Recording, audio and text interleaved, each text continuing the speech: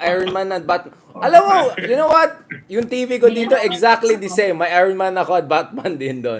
That's creepy. I'll show you my TV later on. Exactly, my Iron Man at my Batman. na yan. Inisip na yan. Yung pangalan. Kasi miss ko Iron Man. Laglagan na. Parang nasa ano ka? Ano ba? Bitcoin bang business natin dyan? May, para ka pa lang si ano ah. Pangalan ni Solicitor General. Set up ba? Ano pangalan dating Solgen? Si ano? Kalida. Hindi. Yung Pinoy. Hardilesa? Hindi. Or Si ano, yung tumakbong Senate ng 2019. Lorin Hilbay. Di ba? Bitcoin na siya ngayon, di ba? Bitcoin na siya ngayon. So, malay ko pa baka mamaya nag-sideline ka, nag-Bitcoin ka na. Ang dami mong computer, usually ganun yung mga Bitcoin people, di ba? Ito yung mga latest sa market, Dogecoin, Bitcoin, yung mga ganun. Okay, Ethereum, mga ganun. Okay. Pagbukas mo yung mga 10 cellphone si Pai. Troll farm pala to, troll farm. Sample pala. Patay. Okay, let's get the ball rolling. Alright. Okay na pa. Nung kiss lang, nung pamangkin. Okay. Game. Alright, this is it guys. Ito na. Kasama ko ng mga katulad kong youth. Just as a reminder, kung nakalimutan ng tao na youth ako kasi puro mga kasama ko, si Attorney Mark, si Ronaldo Liamaso, yung mga ganun. Kakalay ng tao, ano na tayo.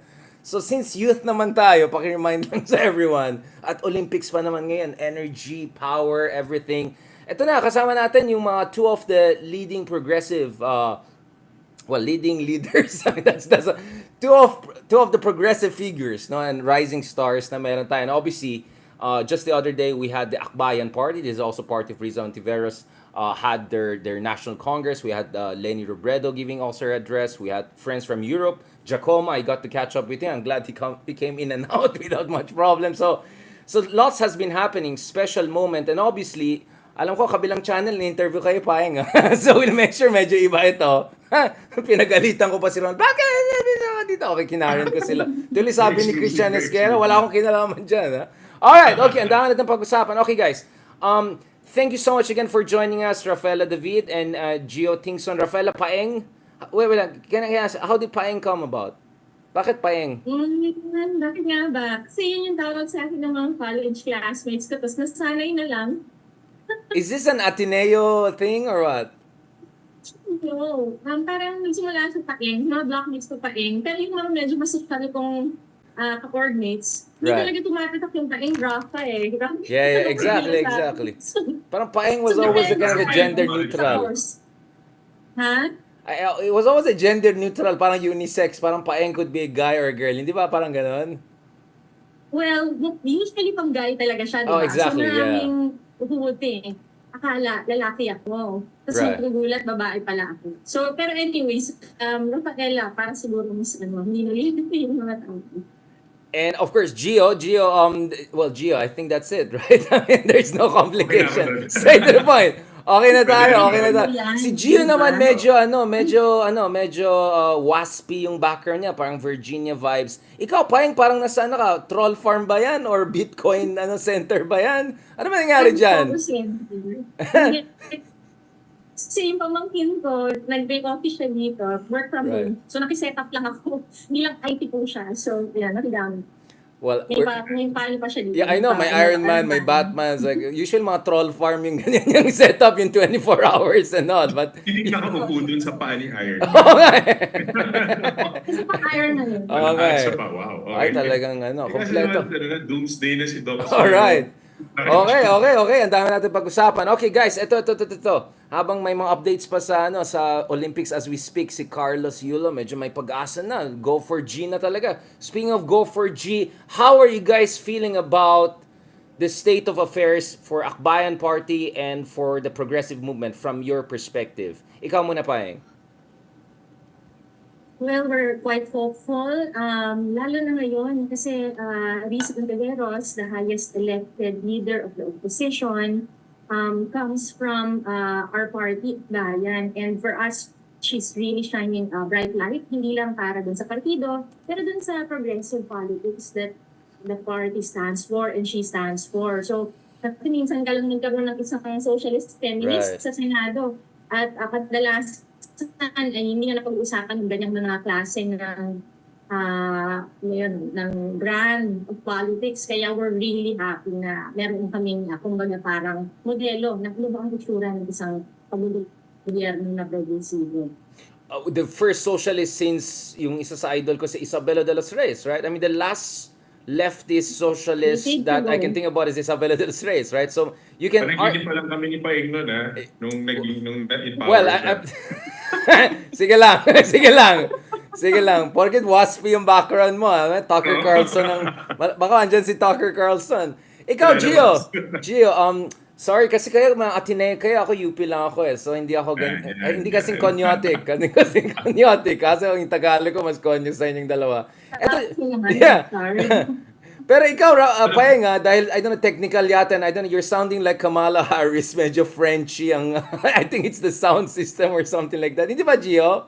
Medyo, is this the French Olympics, Le Fonse, medyo, baka it's just, but you're clear enough naman. Yun lang, medyo naging French lang dating. Gio, can we flash back a little bit? Because I think Paeng very honestly and I think very poignantly mentioned na medyo this is an uncharted territory. Again, knock on the wood, no? Like being in the left in the Philippines, having your only leftist, leader as the only one left in the field, essentially, as far as progressiveness or even opposition, genuine opposition is concerned. But Gio, I think let's just remind everyone, and I also want Paeng to also come in. Things were not that rosy not long ago, no? And things went really bad, at least on two different occasions, right? In the late 2000s and also not long ago. Can you Gio, remind everyone how difficult it is to be a progressive leader in the Philippines?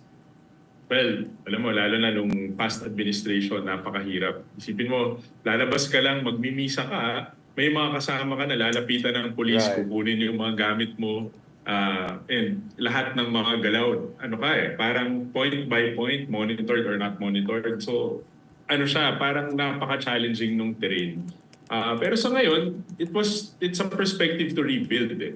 At maganda yung standing as of this moment. Kasi coming also from, of course, yung sukatan din naman ng mga progresibo, hindi lang yung advocacy na tinutulak niya, pero yung standing mo sa election.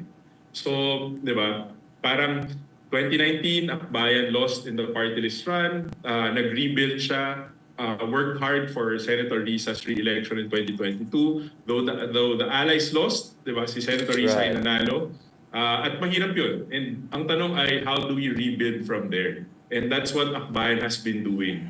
How do we center our efforts on a party that is very small, di ba? Para kung sa hotel to, hindi ka chain boutique hotel ka lang di ba? Itong boutique hotel na to, paano mo palalakihin, palalaguin, pabubutihin, di ba?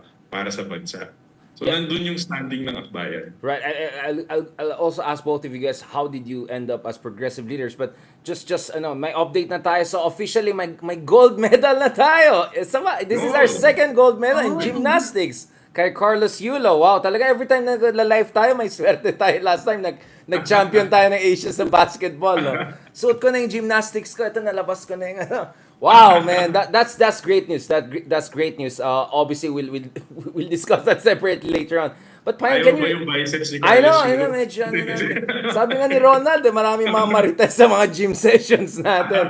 But Paeng, let me start with you and go back also to Gio. How did you guys end up in the Akbayan movement, and why did you choose this path, diba? I mean, obviously you guys come from elite universities. You could have chosen a more comfortable life, or you could have gone the more mainstream / track. But no, you chose the difficult one, and in many ways the good one. Can you tell us a little bit about that, Paeng? Obviously, now cool maging Akbayan, cool maging in Risa's team, cool maging progressive. But as Gio rightly reminded us, things were looking quite dark not long ago. So can you remind us, both of you guys, maybe start with Paeng first, how did you get involved in the progressive movement? What brought you in?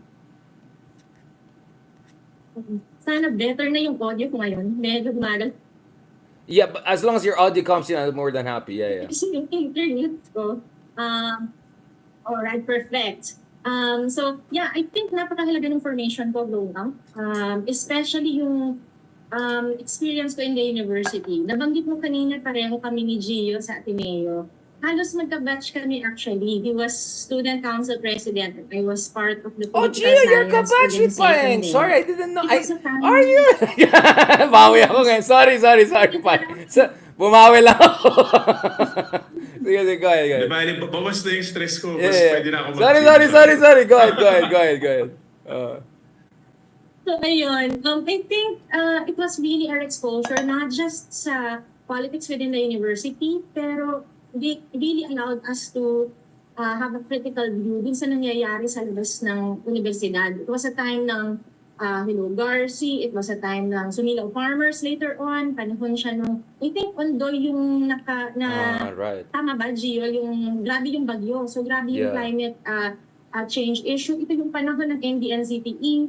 So, grabe yung sense of parang there's something in the air. Parang there's a change happening. And people were coming together. And then namatay si Cory, nag-build yung momentum to the 2010 elections. First time ko na-meet yung akbayan sa isang gathering against dun sa NDNCTE, I think. At ang So pangalan sabay nun, pala Team tayo na RP. to. Yeah. That's also when I got to introduce. Although via Walden, ibang track yun, di ba? Yeah.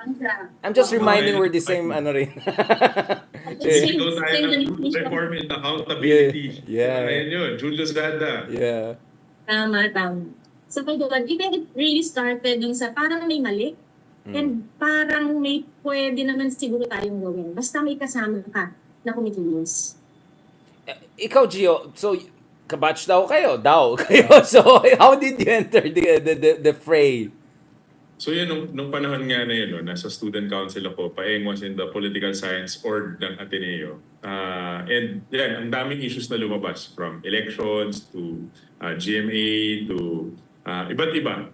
But yung isa sa mga highlights talaga nung syempre Atenista ka, di ba? Parang nasa bundok, masyadong mataas, sheltered kami. Alam mo kami mga taga-Ateneo di ba?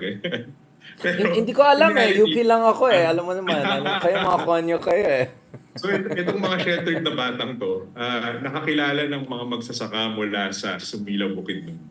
At nung nakilala namin yung mga magsasaka na nagmarcha mula Sumilaw, mula Bukidnon hanggang Maynila, I think it was an eye-opener.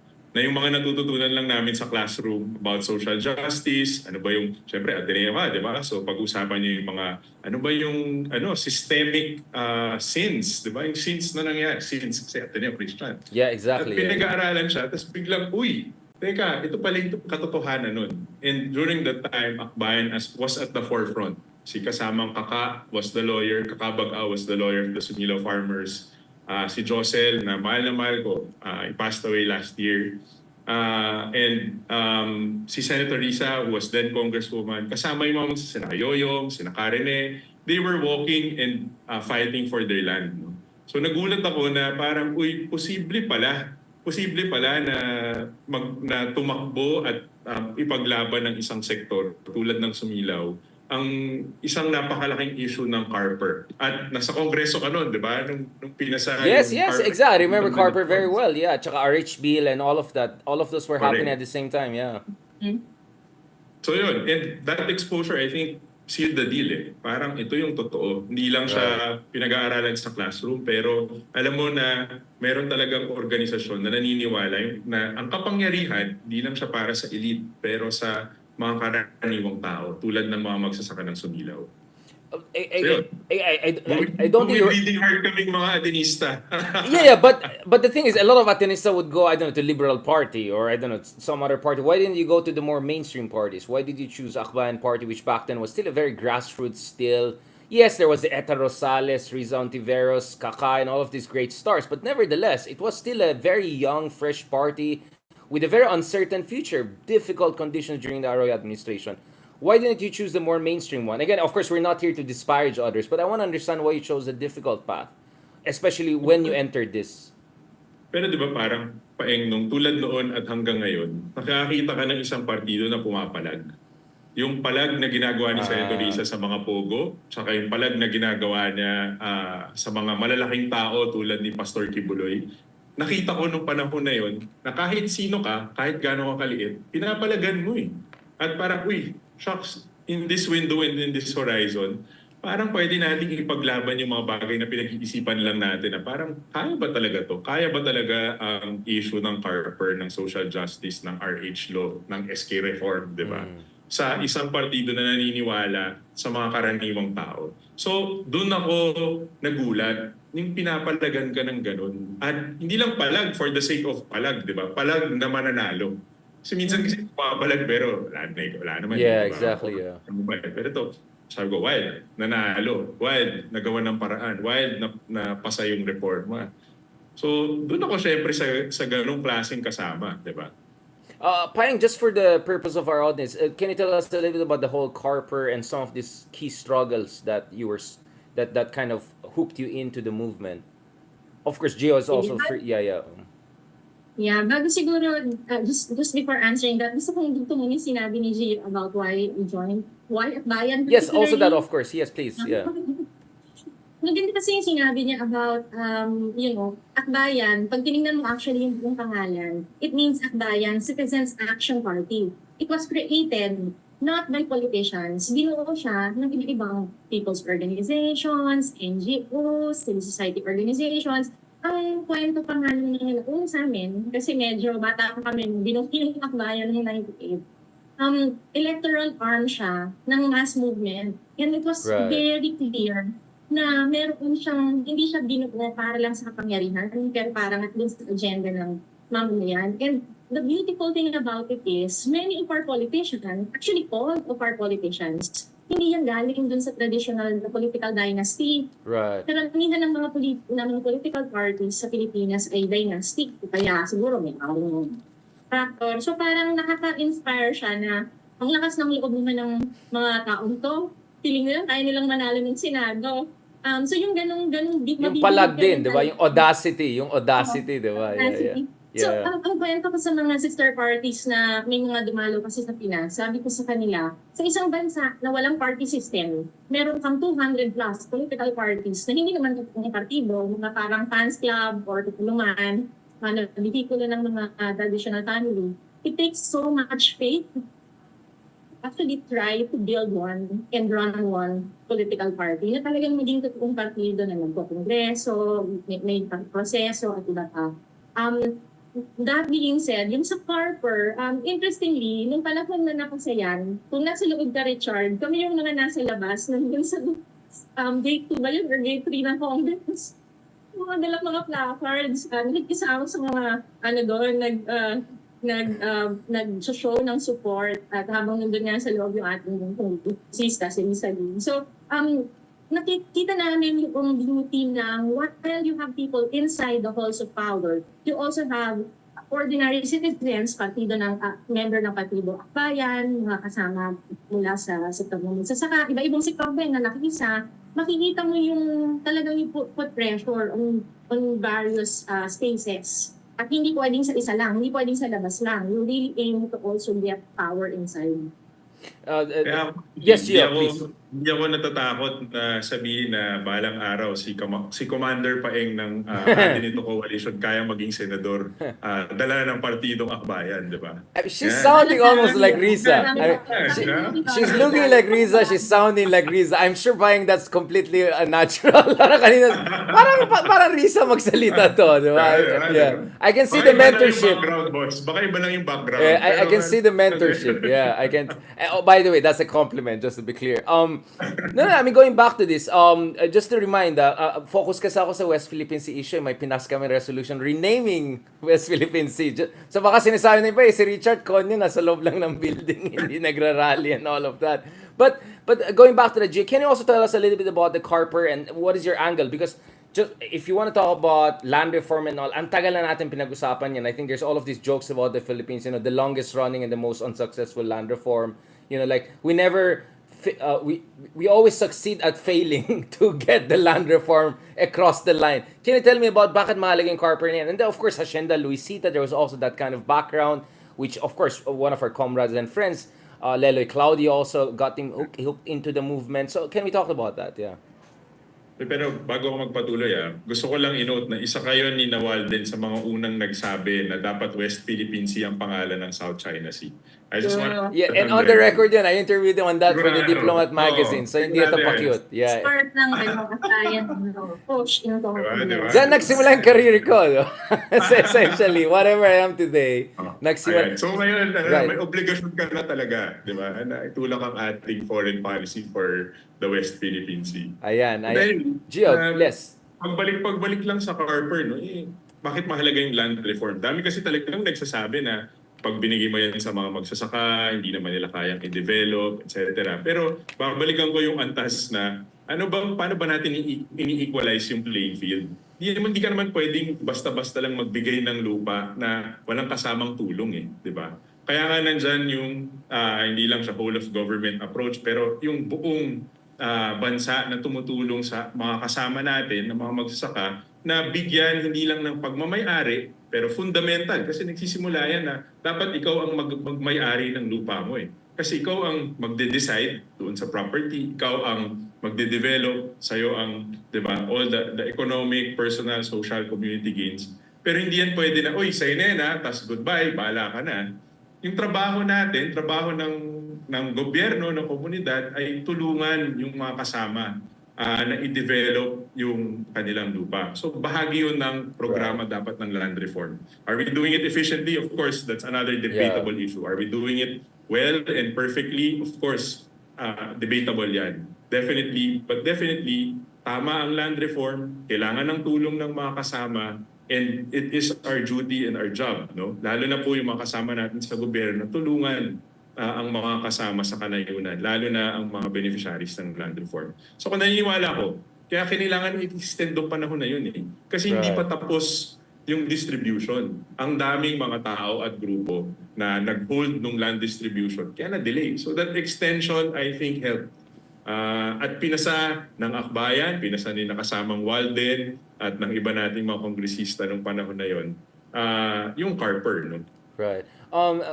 Payeng, of course, as a woman leader, the RH bill, let's talk about that. That was another big thing. Again, I think I'm on the record in terms of my reservations with the Aquino administration. Si Walden completely went, off the rails and all of that. So I don't want to go back to that. So I think people quite know that I had my own reservations with President Aquino, and God bless his soul. We had a long conversation a few years ago, just before pandemic, na he was trying to, argue his case. So but I want to understand, as a woman leader, progressive woman leader, the RH bill was a big deal. Kasi naalala ko, pag nagsisimba ako sa weekend, gano'n, nakikita ko talagang si Risa, nire-mention talaga ng mga pare at kinikriticize siya. And I really felt bad about that. Actually, I'm very ecumenical, no? So I go there for spiritual connections. At the moment I said that, no, I'm not gonna go there. So it took me quite some time before dumaan ulit doon.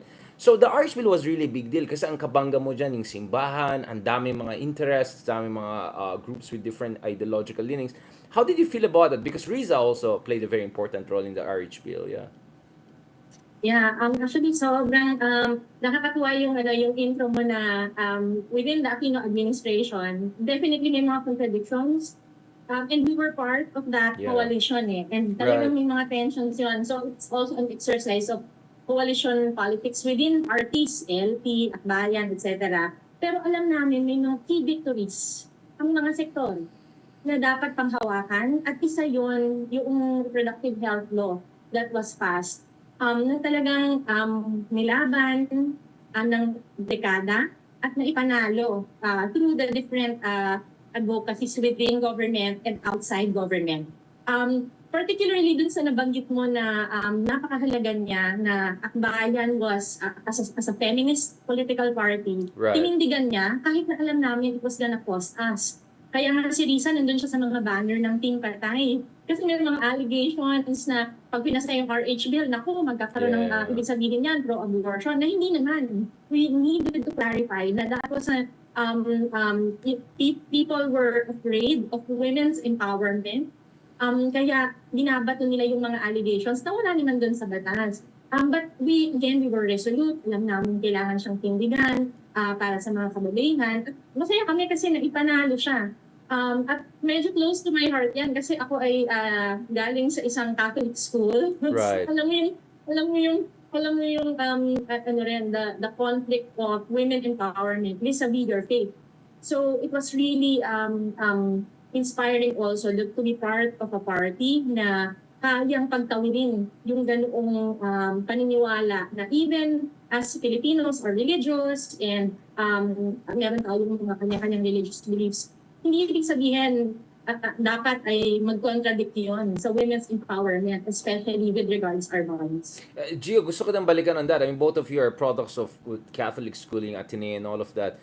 Correct me if I'm wrong. Ang understanding ko is that, you know, there's liberation theology in Latin America, and may pagka-version din ito. Medyo may mga socialist, Christian socialism, mga ganun na nakita ko nung time na I taught at Ateneo. So I don't claim to know, you know, the ins and outs of what's happening inside Ateneo, but from my little understanding, exposure when I was a faculty back then, long time ago, there is that kind of the idea that there could be a more progressive interpretation of the Christian faith and Christian values. That it's not really about faith versus women empowerment. It's about women empowerment against a certain type of interpretation of the faith, which perhaps should also, diba? I mean, again, you guys know this better than me, but I wanted to ask you about this also, Gia, and also go back to Paying after, yeah.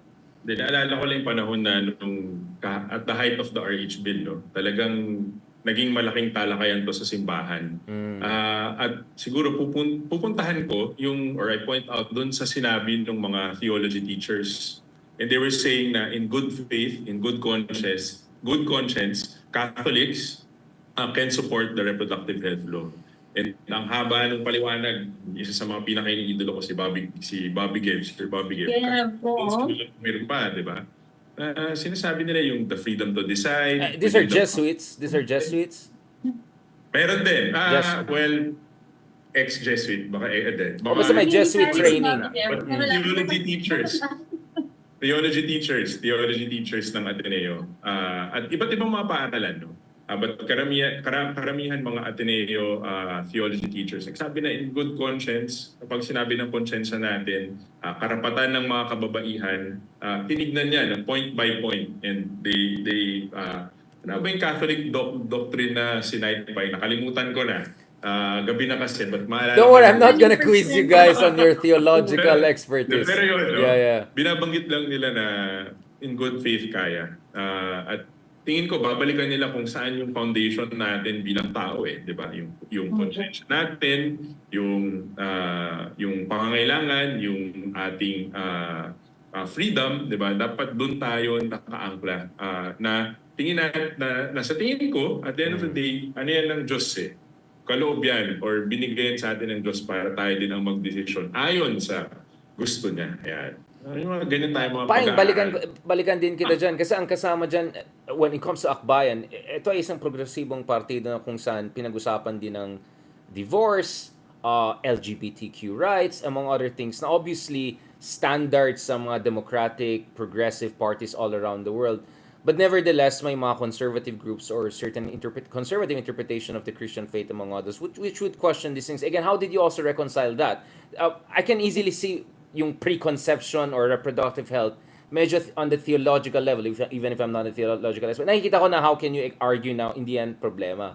But what about the other issue na perhaps some would say even trickier?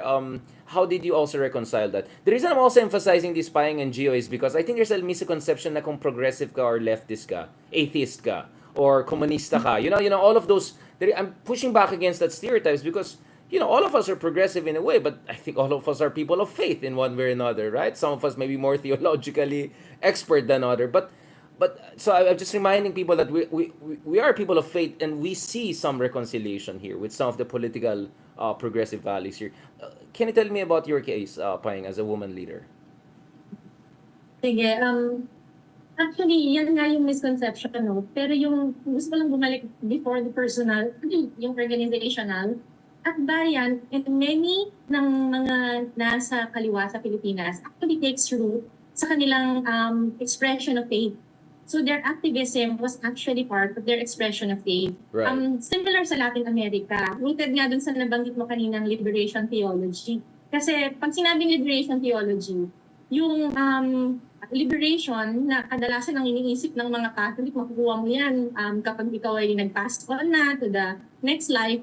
ang sinasabi natin, no, yung liberation, yung paglaya, pwede mong gawin here, habang buhay ka pa. And we can be instruments of that, to liberate people from suffering, liberate them from discrimination, or and magkasama, we are, yung lagi kong naririnig sa class dati, Gio, yan kay Bobby Jeff din, yung preferential option for the poor, yung pagkiling mo dun sa mas nangangailangan. At sa usapin ng reproductive health, land reform, SOGI equality bill, divorce, yun yung mga batas na klaro sa akin, may pagkiling dun sa mas nangangailangan. Right. Kasi doon sa mga abused, battered wives, na kailangan nila ng kalayaan from the abuse that they're getting, klaro sa akin that my faith also demands na pumiling ako sa divorce. Ganon din sa SOGI equality. Kung yung mga kapatid natin na may diverse SOGI or galing sa LGBT at sila yung nadi-discriminate sa eskwelahan, sa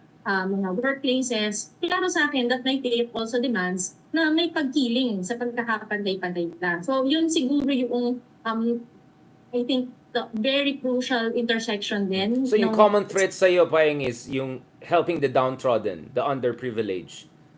That's the calling for a conscientious Christian, to help any group na underprivileged or oppressed or marginalized. Parang ganun yung common thread na nakikita mo. Therefore, you can say complete reconciliation. I know you guys didn't expect me to get into this territory, but the last time I had the last time I had an Atenist there was si Jael Cornelio, and we had a long theological conversation. I think everyone was surprised, no? As in verse by verse, Matthew, John, we were comparing. So please, medyo na-excite ako bigla in a good way. Mga doctrines of the church. I know. Naka-gold na tayo sa Olympics, so please forgive me. I'm in this, medyo I'm in this positive vibes na talagang divine inspiration kung saan. Gio, for you, is it also similar? It's about standing with the downtrodden people. Kasi tingnan natin, even yung Pope natin, si Pope Francis, alam natin na influence din yung liberal theology. Liberation theology at some point sa Argentina, and we know very strong yung influence ng left sa Catholic hierarchy doon. Obviously, his critics would try to use that against him, but we can see, di ba? Even si Pope Francis on many issues, at least sometimes, right? His position is quite progressive, if I can even put it that way. Ikaw, Gio, do you share, obviously share Paeng's point of view, but can you tell me your version of it? Yeah. How did you reconcile these different values and all? Kaya nga ako nag-akbayan eh. Kasi nakita ko na binigyan ng kapangyarihan yung taong bayan, yung mamamayan. Baka, alam mo, yung modern expression, parang sinasabi nila na parang Tulfo yan na. Hindi na ako magsusumbong sa police o sa Supreme Court, kaya Tulfo na ako magsusumbong. Kasi na-empower mo yung taong bayan pag nagsumbong ka. Diba? Pero yung pagkakaiba ay bakit nasa sistema at gusto na akbayan? Kasi dumadaan tayo sa demokratiko at tamang proseso. Marami nagsasabi na bagal kasi, hassle, kung doon ako sa iba, may action agad eh. Hinahanap ng tao yun, syempre. Pero paano natin yan ibibigay sa lahat ng tao at the exact same moment? Dapat umaasa tayo dun sa mga sistema at institusyon na binubuo natin. Na hindi yan dinadaan sa lakaran, hindi yan dinadaan sa dahil malakas ka, pero dahil kung sino ka man, balikan ko yung Athenian thought on dignity of the human person. Yeah. Diba? Dahil tayo, mga tao, normal, karaniwan, may dignidad. Kung lumapit ako sa kahit anong institusyon, magsumbong ako sa police, tumawag ako sa DSWD, lumapit ako kung saan, hindi kailangan na ako si Tulfo. Dahil ako ay Pilipino at sinasabi ko na may problema, dapat pakinggan ako ng gobyerno. Yun yung paniwala na dala ng akbayan. Babalik ka dun sa, as boring as it may sound, institutional reforms, palakasin natin yung mga institusyon, paanin natin yung korte, tulungan natin yung ombudsman, dapat ayusin ng DOJ, manalo tayo sa eleksyon, etc. Pero at the end of the day, yun eh. Serbisyuhan natin lahat ng tao. Bigyan natin ng kapangyarihan lahat ng tao. Yun yung focus. Na ayaw mo nang umasa lang sa political will, I don't know whatever that means, di ba? Diba? Right, yeah. Mamaya, 3 to 6 months. Paano mo solve 3 to 6 months kung paisa-isa? Diba? Yeah. Or Yun lang. baka nagawa Sa akin 3 lang to yun, 6 months and personal then opinion mamaya ko naman. sisirain din niya kung iba yung vibes niya.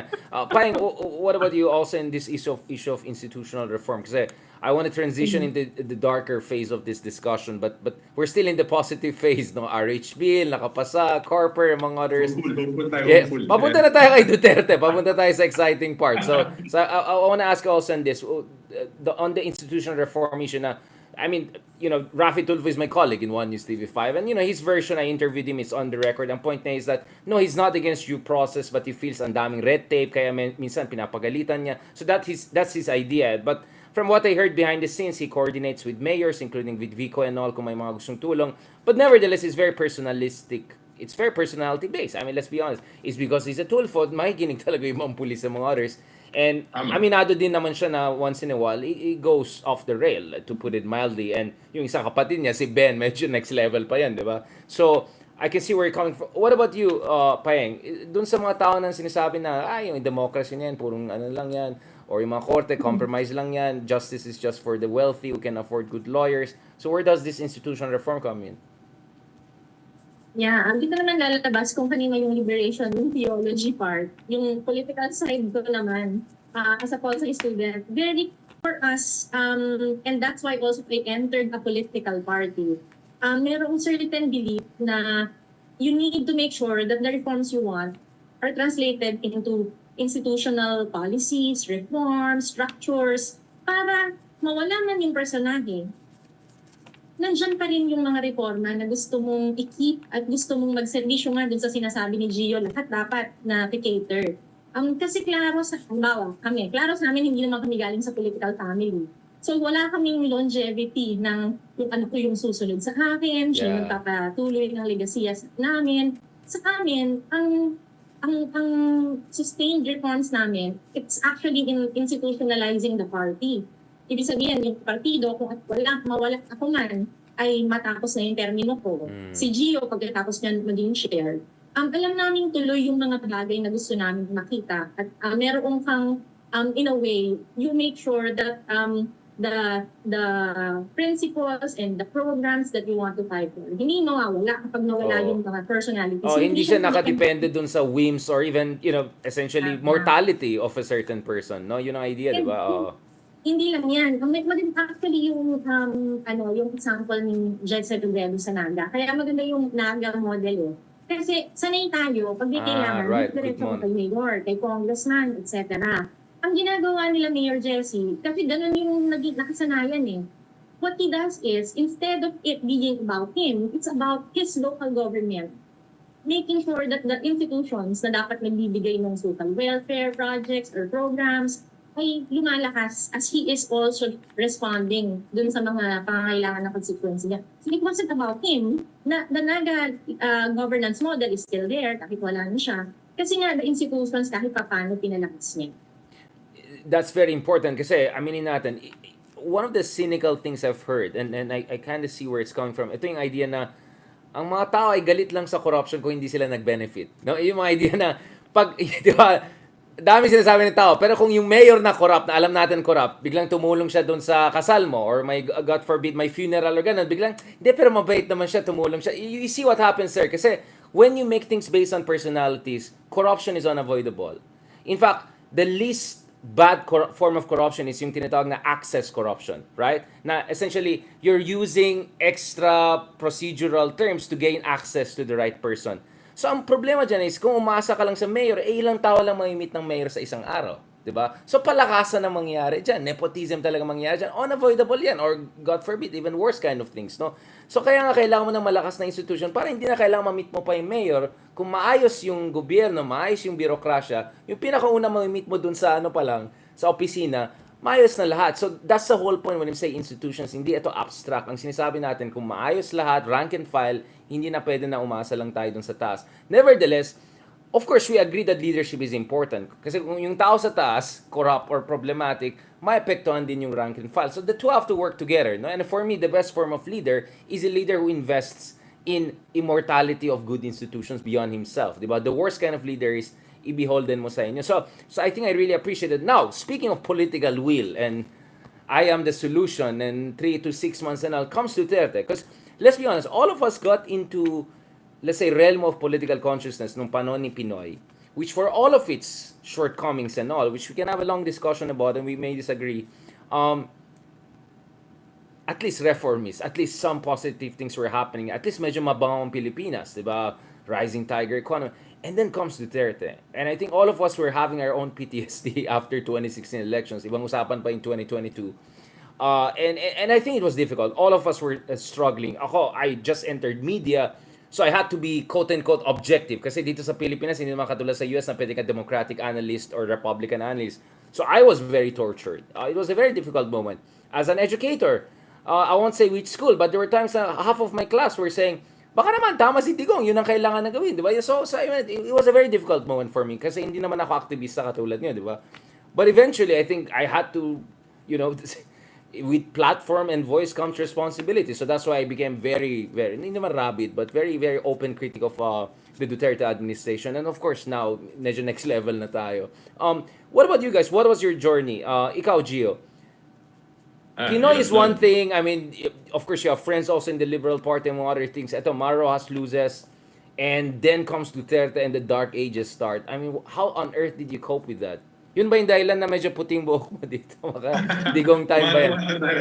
We all, I'm shaving it. Actually, maputi rin sa akin. We all paid our prices. Don't worry, yeah. Ano na ako, going for the salt and pepper. Yeah. Parang mas ano eh. Parang yung mas Turkish, ano? Yung Turkish, ano? Magaganon ka na. Alam mo, in fairness, ganda ng kwento ni Turkish guy. Wala lang pala, parang galing lang siya sa divorce. Tapos, Wala, diba? hitman yan. Parang lang ako dito. Naging trip. Tapos yung speech niya nung nanalo siya. Yung aso niya, hinihingi niya. Diba? So John Wick. Yeah. Gangster. So Gio, how did your hitman background start? Anyway, but alam mo, what was something that resonated during the period of President Duterte, the last administration? Yun yung pagbalik dun sa unang pinaglalaban ng akbayan. Na pag tumulak tayo na idaan sa sistema, idaan sa kung ano-ano, 'di ba, sa mga institutions, ang bagal ng response at madalas talo yung karaniwang tao. Nakita ng mga tao how empowered they are with President Duterte.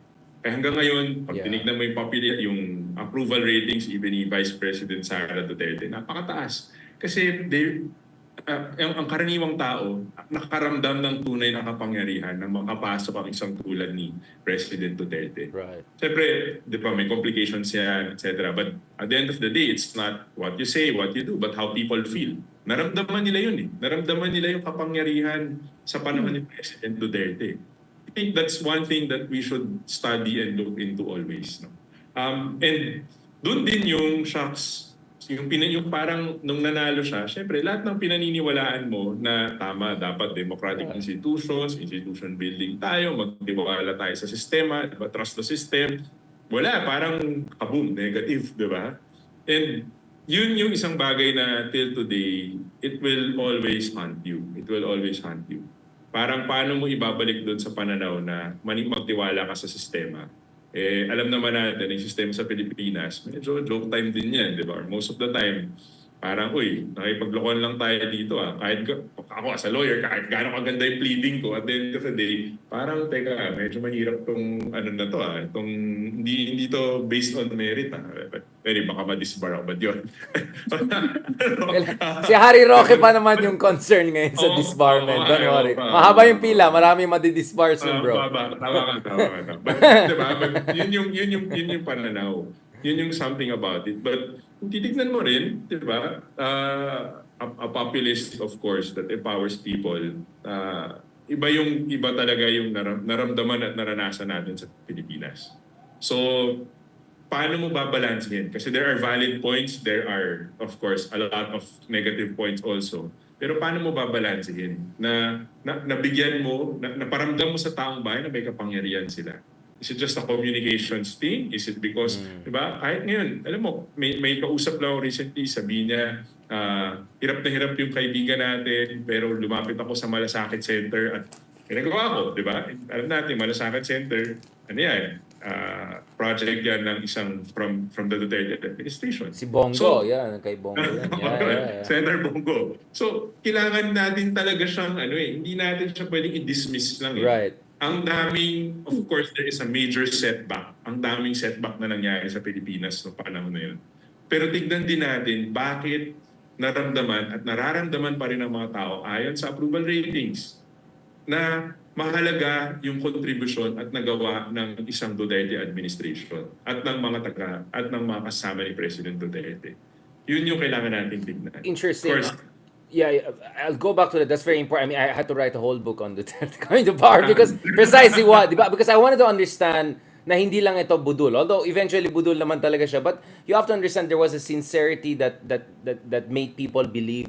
And there was also desperation and grievance. Ikaw, Paeng, was your first instinct also to understand him? For me, my therapy was to write the book, like making sense why this guy became the president and why is he so popular. That was my therapy. Was that also your first instinct? Intindihin bakit yan ang binoto ng taong bayan? Although let's be very clear, he won barely 40% of the vote. So it's not true that he won 90 or 8. He just won 40%, but nevertheless he got more vote than anyone else. Legitimate president siya. What was Nagsama-sama lang tayo ng 2016, ano? Yeah, exactly. So Paeng, But ikaw, that's a different story. I know.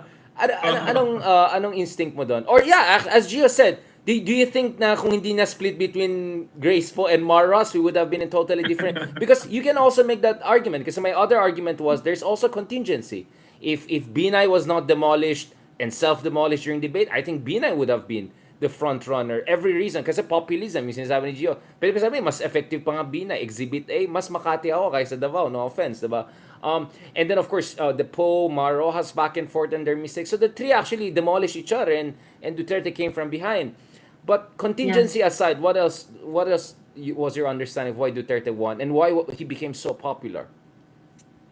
Yeah, I think what you offered was so tempting for a lot of Filipinos. Yung 3 to 6 months, kaya niya isolve.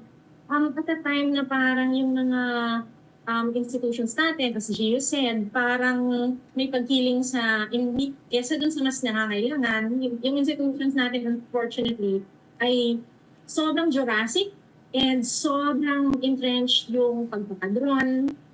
So kung nangyayari, may pagkiling siya dun sa mas may kapangyarihan o kung sino yung malapit sa kapangyarihan. So people were just so fed up, ang hirap ng buhay, grabe ang traffic, babit ang sweldo, kumpara dito sa pagtaas ng bilihin. So the offering seemed so tempting kasi nga mabilisan eh. And I think that really also captured the imagination ng mga mamamayan. Kailangan intindihin natin na nanggagaling yun from deep-seated frustration. So, kung ang ginawa ni Duterte ay nangako, and habang he was in government, he really bastardized to talaga, sinira niya yung mga institusyon. Right. Na matagal natin, kung pinalala pa niya actually, yung institutions that were supposed to provide relief, lalo na ng pandemic, halimbawa, nagkaroon ng mas malalang corruption. So, yung institutions na tinutulungan niya nating i-reforma at i-transform, at kahit papano, unti-unti yung nagawa under the Aquino administration, parang halos lahat ng nagawa mong pag-abante, biglang umatras. And then, mas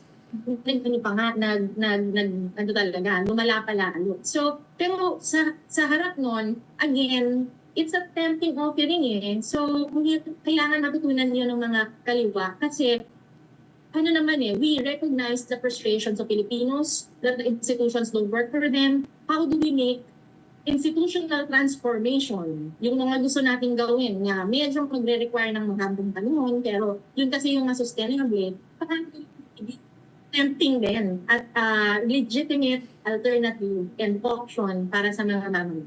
I remember this conversation we had in UP School of Economics. Maros was the guest. This is right after elections and all. And he said something like, ang in-offer namin tinola, pero ang gusto ng tao dinuguan. Like everyone laughed. And I look at him, why are you charismatic now? Why not during elections, right? Where was the sense of humor, ba? So, na-realize ko ganun pala si Mar, no? I mean, among geeky people, School of Econ, UP, ganun, he was very, like, at home and all.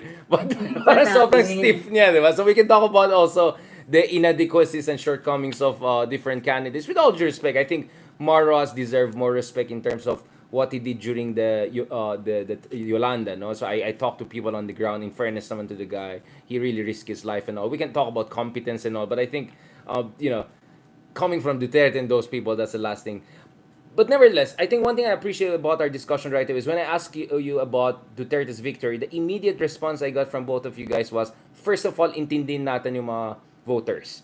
Which I think is what makes progressives progressive. Compassion, right? We may disagree with what they voted for. We may even get pissed off with what happened. We might even get frustrated with what happened and disillusioned. But at the same time, andun dapat yung compassion and understanding. I think this is what sets us apart from other people. I don't want to name names now. Very elitist yung approach. Kasi ganito, kasi hindi nag-aaral na mabuti, kasi nabubudol, ganun. I mean, I think we also have to be honest that the education system natin ay may pagkakulang naman talaga when it comes to instilling political critical thinking, no? But hindi naman kasalanan ng tao yan. Kasalanan natin na hindi na natin nagawa yung kailangan natin. In fact, I tell always myself, sana ginagawa ko yung ginagawa ko ngayon 10 years ago pa. Although obviously I didn't have the kind of, platforms and all back then. But nevertheless, I think people who had the means and the platforms, sana ginamit nila back then pa. But nevertheless, we're all trying to adjust. But the other thing I want to also say here is resistance, right? One of the things that all of us did in our own ways was resistance, right? Can you tell me about your resistance story? And also the climate of fear. Because for all the compassion I give my Filipino voters, hindi ko rin maitanggi na talaga meron may element ng takot eh. It's hard to see paano hindi nag-contribute ng element ng takot dun sa sinasabi ng tao. Mamaya na yung disinformation kasi medyo gasgas na yan, to be honest. Yung mga liberal natin kaibigan, parati natin pinag-usapan yan. But I think the element ng fear is very important to also understand. That's why if you go to Russia, most people will say they love Putin. Like, obviously you're gonna say you love Putin if someone calls you on a survey. Do you like Mr. Putin? Or do you like your house to go on fire? Like, of course I love Putin, right? Or like, diba? I mean, or in a highly surveyed country like China, who is an idiot to say I don't like Xi Jinping, right? So when I see surveys coming out of Russia and China, it's like, of course he's gonna get 70-80%. Kim Jong-un nga, 99%, diba? Now, we're not China and Russia. I don't want to exaggerate. Pero andun yung climate of fear. Any moment, anyone could get killed. I'm sure all of us had death threats or something like that we had to deal with. Ikaw, Paeng, climate of fear. Can you tell me about what is your read on that and how did you personally cope with that? As a woman, kasi ang hindi namin makuha ni Gio is rape threats. They threatened me with everything, but they couldn't rape threat me, or Gio. I don't know about Gio, but but with women, my female colleagues and friends, reporters, academics, they got rape threats among others. So can you tell me about your case? I mean, what was the climate of fear and how did you deal with that? Naalala ko early on, kasi grabe yung level of violence, diba? Like 30,000 more killed. Na parang it seems like a big number na parang ngayon, few years after, parang, so nangyari talaga yun, no? Parang minsan, parang ang surreal niya that we can allow for something like that to happen. Pero naalala ko nga, I think a year into the administration, kwento ko sa mga kaibigan ko, nanaginip ako na natukhang kami sa bahay. Oh, wow. So it felt the fear felt like it haunts you even in your dreams. Ang nakakatawa, dun sa panaginip ko, lumipat ako ng kwarto kasi nandun daw si Lenny ng Brento. Ano ba yun? Parang so, I was looking for who are the people who would be part that resistance gathering. So anyways, nakwento ko yun sa isang gathering namin. So, alam mo, paano sa'yo, yung the fear of, being bearing the brunt of the violence of the state. Kasi alam mo, wala silang, kung sila Delima na sitting senator, kaya nilang ipakulong ng 8 years. Sino ba yung mga individual people na I think that was exactly the point. They wanted to make an example out of her. I mean, what is the Chinese expression? Kill the chicken to scare the monkey or something like that. But I think, although she was, I'm not saying she's a chicken. She was, she was a big figure, and that was the whole point, diba? I mean, if they could do that to a senator of the republic, bastusin siya, and all of that, then you would really think twice if you're nowhere close to that level of power. Exactly. So talagang, nakakabahan talaga. Bukod pa dun sa violence, may institutional, harassment and fear, lalo na nung pinasay yung anti-terror law.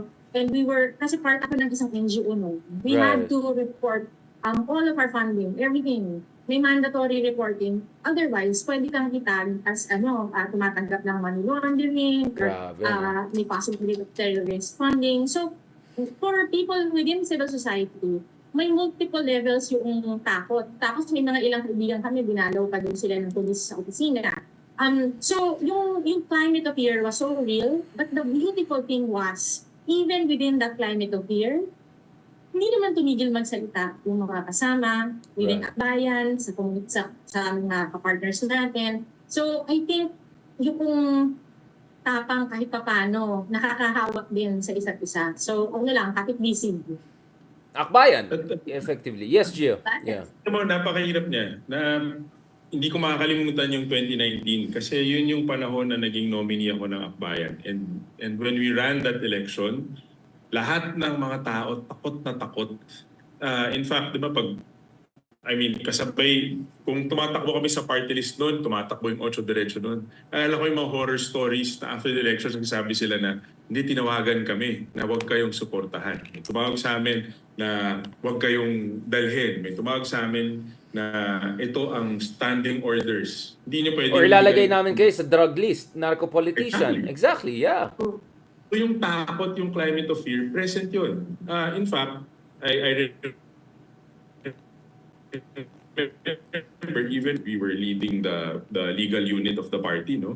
Meron kasing parang free legal aid center ang Akbayan. Ang daming pumunta sa amin, even from the youth sector, Right. kinakasuhan ng cyber libel. Dahil negative comment lang sila about the policy of the administration during Right. that time. And you were like, ano yan sa free speech, di ba? Yeah. So, direct firing sa mga fiscal. Sabi ko, teka lang ano to? Medyo grabe talaga yung pag-violate, pag-curtail sa mga karapatan, sa freedoms ng mga tao, di ba? And it really, alam mo, yung saan nanggaling yung lakas. Kahit ako, I was so scared. Parang, how can I lead an organization at this time who is against the administration? Pero ang daming mga tao, mga kasama na lumapit, kumausap, nagbigay ng, laban natin to. Tulungan tayo dito. Gawa natin to ng paraan. Alam mo naman, I'm such a background person. Lagi lang ako nasa likod, di ba? But sila yung mga kasama na nagbibigay ng lakas, nagbibigay ng tulong. And I think it will always, at the end of the day, a collective approach into dealing with things like this. No? Things like, alam mo na may kabangga ka na taong nasa kapangyarihan. Solidarity. So that yun ang essentially para yun ang sinasabi niyo. But yeah, I want to go back to that. No, actually, essentially, I take issue with a lot of people who treated 2019 elections as a normal elections. I don't think it was a fair and competitive elections at all. If people are even scared to host opposition people in campaigns or whatever, how on earth is just that an election even? That's an authoritarian system already. That's more like an elections, I don't know, not even Turkey, I would say. It's more like elections in really authoritarian system, di ba? Worse than Singapore. I mean, Singapore, mahirap maging opposition, but you're not gonna be put on a narco list or something like that. Baka mamaya, tax evasion case ka or libel. So, honestly, I think people have to be fair also to the opposition. And I'm saying this as someone who has made many criticism about opposition, perhaps the reason why most people are pissed off at me, but it's okay. Ang point ko is, I'm fair enough to also see na if you look at the reality, I don't think 2019 elections should be treated as a normal Philippine elections. I think it was a totally unfair and uncompetitive elections because it was essentially an authoritarian system running the show. 2022, we can have a debate because I think that by this time, lame duck na si Digong. So medyo mas open yung field. 2016 is different. But 2019 is really, really crazy and unprecedented. But going back to you, so solidarity helped. What about your faith? Was this also helpful during this time? Because let's be honest, for all solidarity and all, any moment, something could happen, right? And so it's also about coming to terms with your mortality and whatever, theological position you have in terms of, the worth of your life and the afterlife, right? How did your faith come in to the picture? Yeah. Sa tingin ko, it's more collective faith that I had to journey with. Isa sa mga highlight sa akin nung panahon na yun was actually yung pag-join forces na ng Duterte and Marcoses. Hindi pa nung election na, pero dun sa Marcos Boreal. Di ba, yun yung naging matindi 2016, 17. So it was part of the campaign and the coalition against the Marcos Burial. And we were almost always in activities. Yung mga survivors ng martial law kasama namin, and we would have holy mass, or candle lighting, singing together, and that communal process of expressing hindi lang yung resistance but also our faith na and resistance through faith also, maramdam mo yung parang mas napoproseso mo din yung pinagdadaanan niyo. Kasi yung mga martial law survivors, traumatized na yan yung panahon nila eh.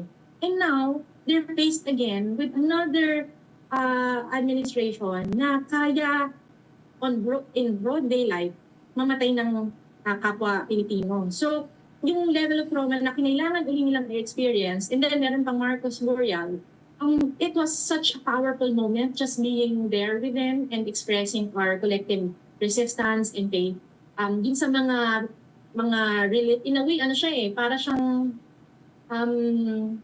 ritual. It was part of a ritual, part of collective processing.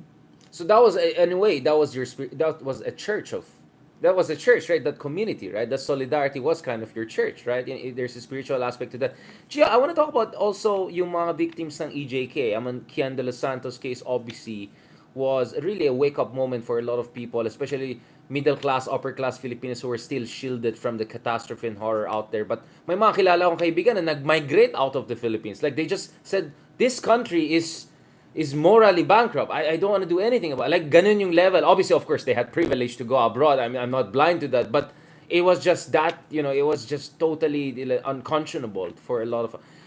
what is your experience of dealing, of course, as a lawyer also, with victims of EJK? And how did that also contribute to your will to resist and keep on going despite all the risks? Chilling effect siya eh. Chilling effect siya. Kasi parang yung mga ginagalawan na komunidad ng mga kasama sa akbayan. Lalo na halimbawa sa Caloocan, pag may mamuhang report or may magbabalita sa iyo from communities.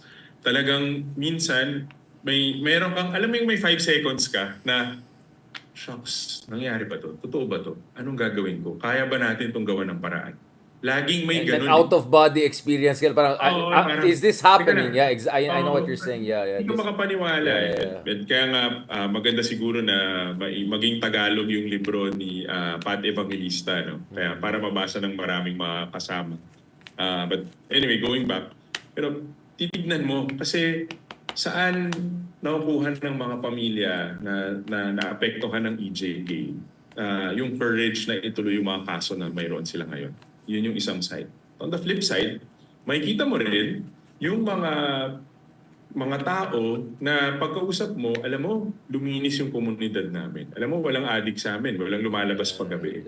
So, alam mo yun, pag tinanong, paano mo babalansin yan pareho? Diba? Pero at the end of the day, yung buhay ng tao ang pinaka-importante. Diba? Tama ba na ganito yung pamamaraan natin para isolve? But diba, I mean, isn't it ridiculous to say, oh, crime is down. No theft, no snatching. But homicide is up by 20% or 100%. Like, how is that a safer country, di ba? I mean, what is this medieval... Ako naman, for me, the problem is that how do you even know these were the guilty people? Di ba? And what about yung mga namatay na mga bata? More than 120 children were killed. Okay lang ba sa inyo? Madaling sabihin na, collateral damage. Kung hindi ikaw yung collateral damage or mag-anak mo. I always tell that to the people. Parang, why is your sense, yung just feeling of safety, worth the life of one person or more? I mean, that's a crazy kind of idea. But again, I agree with you guys. You have to understand saan sila galing so that you can give them the right solution. The moment that you tag them as, ay, mga demonyo, wala na, tapos ng usapan.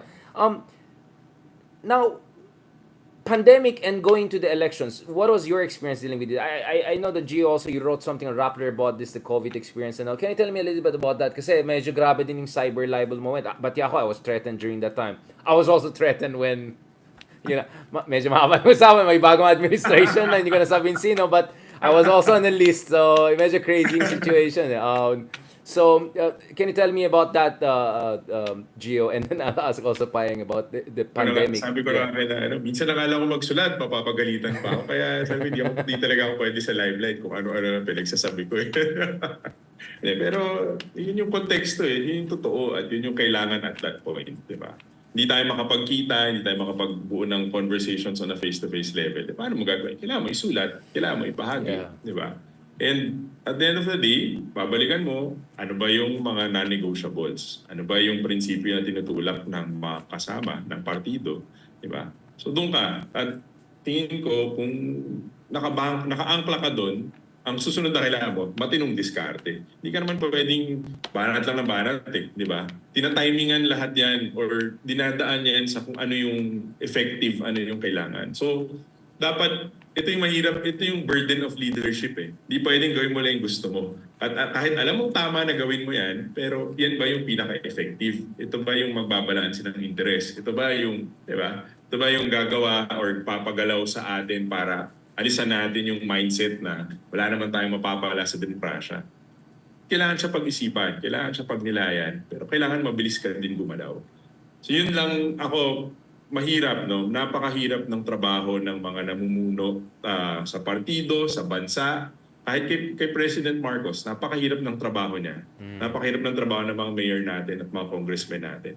Kaya ako, masaya na ako sa sa buhay na pwede na magkwento-kwento, sabihin ko yung mga gusto ko sabihin. Asa rin ko si Secretary Llamas na page 2 lang siya ng survey, di ba? Okay na ako sa ganun.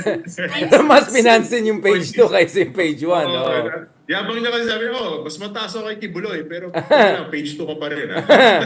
Mas mataas siya kay Kingmaker. So, pwede na siya mag-biography. Ikaw, Payeng, how was the pandemic? How did you survive through that? And how did the struggle continue? Kasi biglang lalong sumikat pa si Digong. Lalong lumakas pa siya, di ba? I mean, he reached the height of his popularity.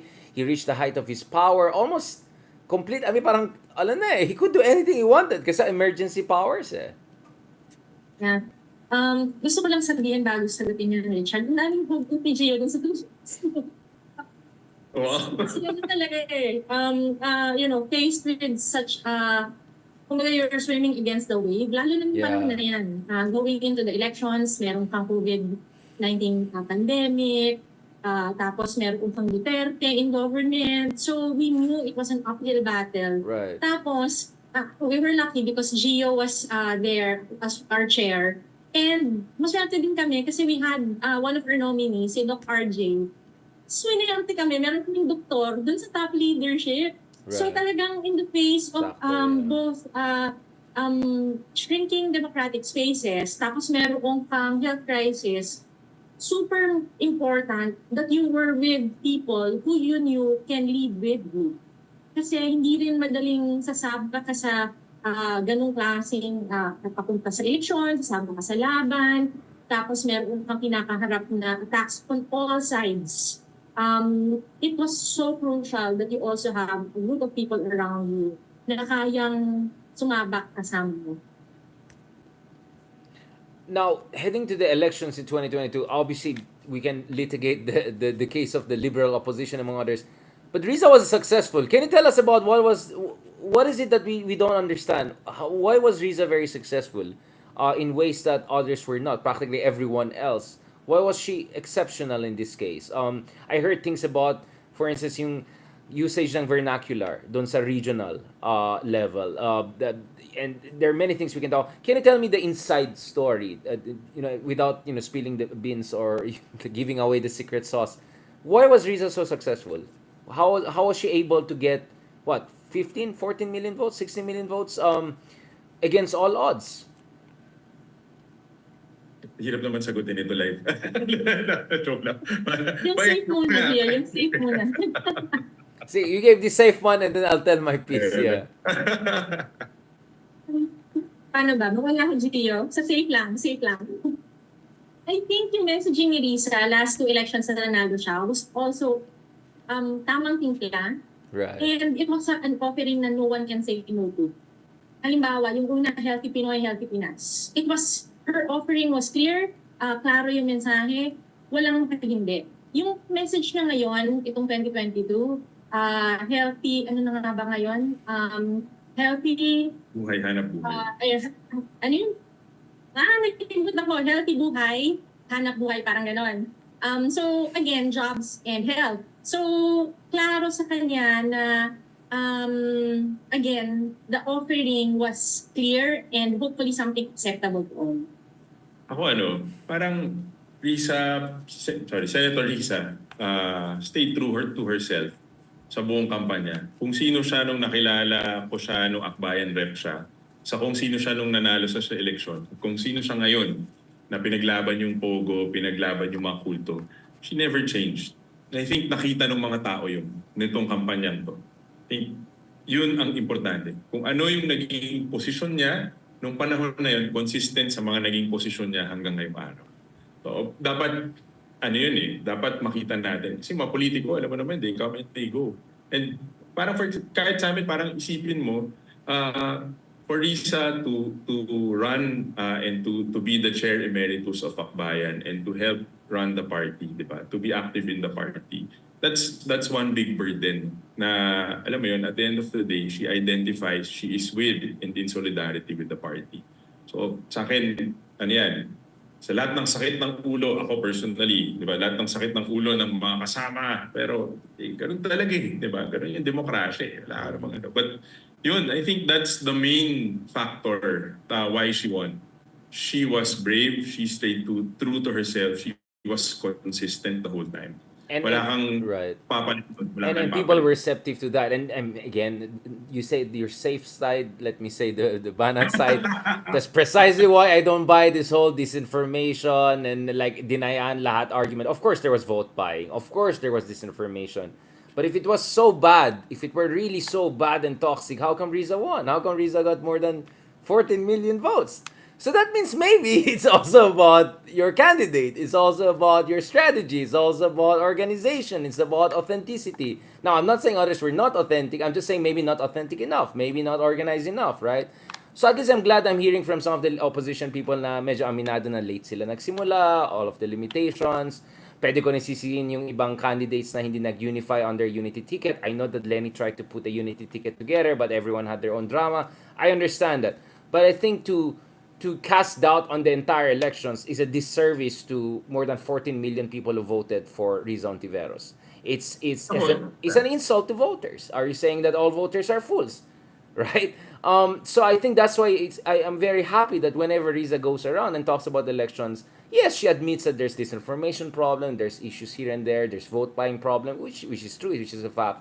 But she also talks about things that should be done to win over people, right? So that's why I like this conversation because honestly, I talk to a lot of people. It goes back to that na naman. Well, Senator Trillanes, I talked to him that his point was, okay, even if let's say it's disinformation, what did you do about disinformation? Did you file cases against yung fake news peddlers? Did you do anything about that? So again, mahabang usapan yan. But that's where I felt it's important we discuss that Risa won, right? So don't denigrate the elections because if you denigrate the entire, you're denigrating also Risa Hontiveros' victory. And she was also a threat to the system. In fact, I would say she's the biggest threat to the system because of what she pushes for. Now we go to the last part of this discussion, a little bit more hopeful, looking forward. Happy si Paeng. Medyo hindi ko napunta yung mga hugot masyado. There's a reason why I invited you two guys to discuss here. Ayan na naman tayo Hindi ko sinasabi. Wala akong sinasabi. No, but marami akong na-jump. Para akong Carlos Yulo medyo gymnastics.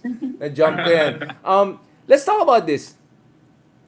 Wow, I mean, Risa is now the woman, right? She's like the Iron Lady now, right? I mean, no one comes close to her in terms of, I mean, and the thing with Risa is, ang galing din niya mag-team up. Her tandem with Sherwin Gatchalian. I know she has good rapport with Rafi Tulfo. She can work with many people. She's really the only opposition guy, senator there. No offense to the other one, the DDS one. Wow, right? I mean, that shows you that she also has that kind of pragmatism, dexterity, realpolitik, as much as she also preserves her core convictions and all of that. That's quite a good set of values and skills. Are you surprised at the turn of events, or you think, no, this is a vindication? We always knew Risa had it in her. She only just needed this moment, and the moment met the woman, and here we are. What is your read? How did Risa arrive at the point whereby, let's say it for what it is, now she's being openly discussed as at least a vice presidential ball, if not a presidential ball by 2028. I mean, the idea of anything lesser than those two positions is just like an insult to her at this point. I mean, that's crazy, right? For a leftist candidate to be considered in the Philippines, a very right-wing conservative. That's insane. But that's the level of conversation right now. Paeng, so muna. Yeah. Mag-jump off ako sa sinabi ni Gio. Yeah, I think in a way, it was inevitable that the Filipinos will see her as Interesting. who she is because she's always been like that. Go, go, Kumbaga yeah. parang, Never gave up, yeah. even before, Interesting. as she was before, ganun pa rin siya ngayon. Makikita mo that her core values has remained intact even if she's been in politics for decades. And she still stands up for the most important things na lalo na doon sa mga kasama sa sektor. Right.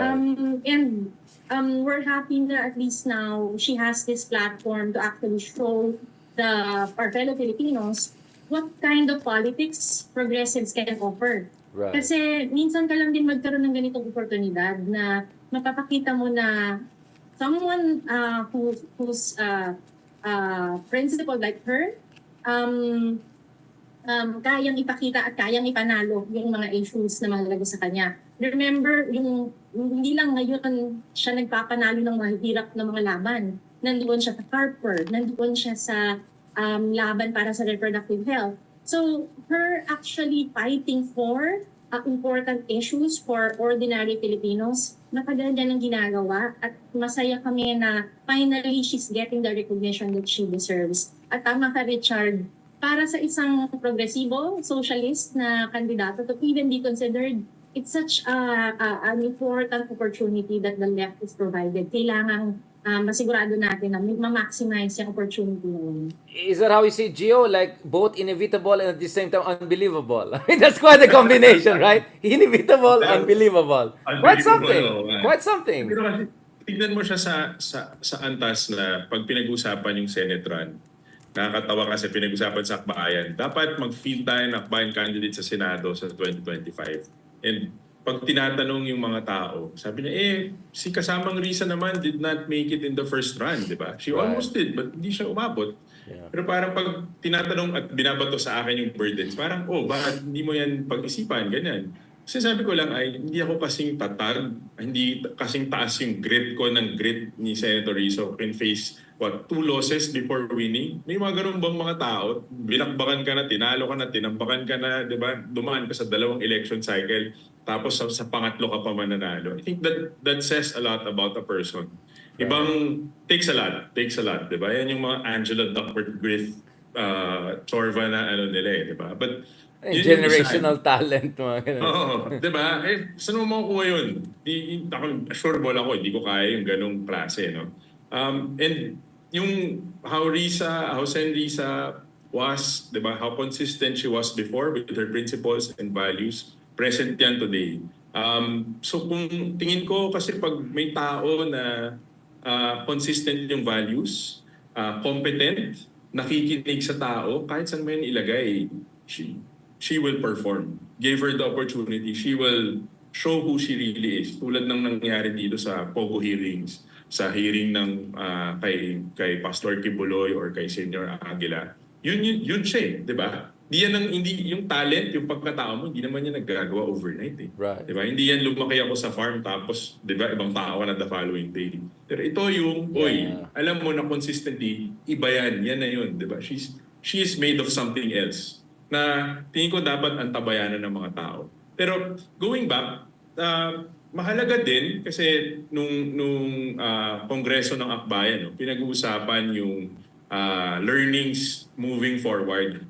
And isa sa mga nabanggit ko nga dun sa party ay parang nung 2022, nung tumakbo si VP Lenny, nawalan ng runway for her to really launch a good campaign. It was 211 days. Tinatanong ko si Kong Barry Gutierrez nung Akbayan Congress. Ilan nga bang araw yun? 211 days when she declared. While yung contender mo during that time prepared for a long period, di ba? Actually, Decades. 1992 pa yata nagsimula. I mean, like, it's more like 32 years. Yeah, yeah. Diba haba? Tapos Yeah. parang okay, overnight gagawin mo to. And ako, honestly, si Senator Bam, si Senator Kiko would have run during the last elections. They were faring so well in the surveys. But they also chose to sacrifice, di ba? Parang naalala ko yung discussion na bakit ka pipili ng trabaho na sure win ka naman sa Senate? Pero yun yung tawag ng panahon. Eh. They had to do it, di ba? Senator Kiko had to do it, Sen Bam had to do it, and the campaign manager and Sen Kiko to run for vice president. But yun yung konteksto. So nawala ng runway. Kasi sinasabi namin, moving to 2028, kailangan ng isang political party magprepara kung gusto natin ng kasama na pareho yung values, pareho yung paniniwala, maganda yung track record, maayos yung reputasyon, kailangan natin magprepara. Diba? Kung sino man yung kandidato na yan. Ano ba yung trabaho ng political party? Diba? Mag-participate in elections, make sure that right people of the same value, diba, ay nananalo. At nandun sa proseso na yun. So, sa amin, mahalagang diskusyon yung 2028. But there's still 2025, Paeng. Obviously, the debate right now is what should the opposition... Of course, there are apparently not one, not two, but three oppositions now. There's a Makabayan bloc. There's the opposition dahil hindi binigyan ng position or nawala ng position. So this is essentially the Duterte and the Kingmakers and the whole Buljak gang. And then there's a genuine opposition of essentially led by Risa Hontiveros, Bam Aquino, Pangilinan, and of course, Attorney Chal Jokno. Obviously, there people are saying na given the the uphill battle here, maybe some sort of tactical adjustments should be made. Maybe guest candidates admin because admin has the resources and all of that, but not necessarily endorsing all the Maharlika Fund and all of that nonsense, or necessarily affirming or apologizing for the historical crimes of Marcos dictatorship. Do you guys see anyway? I know this is a sensitive question, and Riza kind of made her position clear, but just to reiterate here, what is your understanding on that question? And how is the 2025 important for 2028, right? Because after all, Risa is the leader of the opposition right now. Isn't it important she gets someone through across the line? Para may kasama din siya at the same time, yeah. Tama yung sinabi ni Gio na 2028, we should look at preparing for 2028 and prepare the runway now. Meaning, whatever we do in 2025, dapat springboard yan for a better fight pagdating ng 2028. Klaro din sa amin na we want na may kasama sana si Senator Risa Hontiveros. At ang hirap kasi parang bit niya yung burden ng buong Pilipinas on her shoulders. So important na may kasama siya. And klaro naman din siya na hopefully yung itsura ng Democratic opposition ay hopefully it's offering something different. It's offering an alternative to both what the Marcoses are offering and what the Dutertes are offering. Kasi para sa amin sa akbayan, yung tawag namin dyan, political duopoly na parang may dalawang malaking giganting pamilya na sumusubok na palitan yung isa't isa. At sa gitna na yon, we hope na we offer something different, an alternative. Kasi hindi naman we believe na ito ay false choices, hindi lang yun yung dapat offering na meron ng mga Pilipino.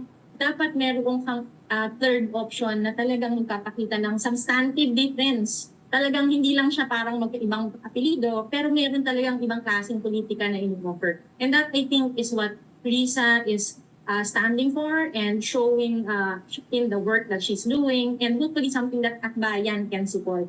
At klaro din sa amin na hindi lang Senate ang laban. Multiple yan, sa Congress, hanggang sa local. So kung ano man yung maging itsura ng 2025, basta klaro tayo, springboard yan papunta dapat sa mas malaking laban ng 2020. So, di ba parang pa yung basic yung poll eh. Kailangan ng kasama ni Senator Risa sa Senado sa 2025. Diba? So dapat, we need to elect more progressive candidates in the Senate sa pagtakbo sa midterm. Bahagi yan ng kahit anong political agenda para sa isang partido o isang grupo na nagsusulong ng mga progressive na ideals, di ba? Kung hindi taga-akbayan, alam mo, nakapareho mo ng paniniwala. Kaya nga nung Congress, maganda yung mga sinabi ni Senator Kiko, ni Attorney Chel Jokdo, tsaka ni Senator Bam, di ba? Well, I said we're gonna have 45 minutes. This is twice that time, and there's still so Oo much nga, to cover. natin, But kailangan ko ihabol itong last part na ito. And actually, that's how I and Gio actually have our proper decent conversation was about the case of PETA in Thailand, which has really inspired me. And I've been going one conference to the other, and PETA is the keynote speaker, or PETA is one of the speakers. And of course, the things he says is the thing we have been saying, our generation has been saying, millennials or younger generation X among others. Gio, you know PETA, right? Like, what is the lesson from Thailand? I had Walden, who knows Thailand very well, discussing also the case of Thailand. I keep on going back to that because in Malaysia and Indonesia, they talk about PETA's case. Despite the fact that he didn't become the prime minister, he proved that it's possible to defeat not one, not two, but multiple trapos. The monarchists, the military, the oligarchs. I mean, that guy pulled off something crazy. And at the same time, he's not your like typical activista. Medyo may Ferrari, naka Hermes necktie, Sorry, I noticed those things, right? He's a smooth guy. I mean, pwede naman si Gio, that's what I'm saying. That's what I'm saying. Ferrari, Kaya maganda yung likod mo na medyo waspy. But going back to that, Gio, yeah, tell me about the case of PETA, and do you think that's also the blueprint? Because you see, the thing is, it's not only kulang yung progressives, kulang yung younger generation progressives. Wala pa tayong millennials sa Senado, for instance. Even though the threshold allows for that, 35 already. Marami na millennial na lampas 35 or 35 na. So, I mean, this is an anomaly. In France, my prime minister ka na early 30s na. Naging president si Macron ng 37. I mean, these are established flagship democracies. I mean, isn't it a shame that none out of our generation has made it that far? Baka meron isa pero oligarch family, hindi ko na pangalanan sino, di ba? Ayan na naman, samahan niya yung kuya niya or gano'n. Ibang usapan yan. Ang tawag mo, genuine. Like, what is the lesson from PETA in your opinion for not only more progressives but younger progressives? Well, una, we are in solidarity with our comrades in Thailand. Kasama natin sa forward party. Sinasabi ko ng forward kasi move forward, future forward, ibang forward. Kasi binaban sila all the time kaya kailangan ng rebranding. Sa forward party na actually napaaga yung uwi ng mga comrades from Thailand the other day kasi bobotohan na yung pagtanggal sa kanila. And nakikisa kami sa kanila. We've always been with them. Sabi ko nga, it was very humbling nung one of our Thanksgiving dinners sa Progressive Alliance. At sa nung dinner, sabi ko, it's very humbling to honestly be talking to the members of the Forward Party. Si Contida kasi, one of the yung international secretary niya, nakuusap ko for some time the other day. And I was saying na ang dami namin kailangan matutunan sa inyo. In terms of how we campaign, ang galing nung data. Sabi ko, mas magaling pa kayong mga panya sa Democrats eh. Kasi nakita ko yung sistema how Democrats have been campaigning. Pag dinala mo yan. Yeah, he had an interview with Carnegie just the other day. He shared about the analytic strategy. Yeah, but just to give an idea na what they're facing, because I'm sorry to say this, but I'm hearing a lot of whining. Oh, Philippines, daming disinformation, daming oligarch. I said, you have any idea what they have to deal in Thailand? A military junta na pwedeng patayin, di ba? Binaban yung party mo every other week ng Supreme Court. Yung monarch mo na medyo parang pang Game of Thrones, di ba? I mean, yes, mahirap sa Pilipinas, but Thailand is like next level. It's not even a democracy to begin with, right? And yet, they fight against all odds. Kaya, I just want us to talk about this kasi naiinis ako sa whining. Ganito, ganyan, Pilipinas. Turkey, 10 times worse than us. They do much better, the opposition. They could take over soon. India, Rahul Gandhi finally is breaking through, di ba? So, again, I don't want to be unfair. Tama, hindi madali. I mean, I know I get dismissed, region, hindi ka naman.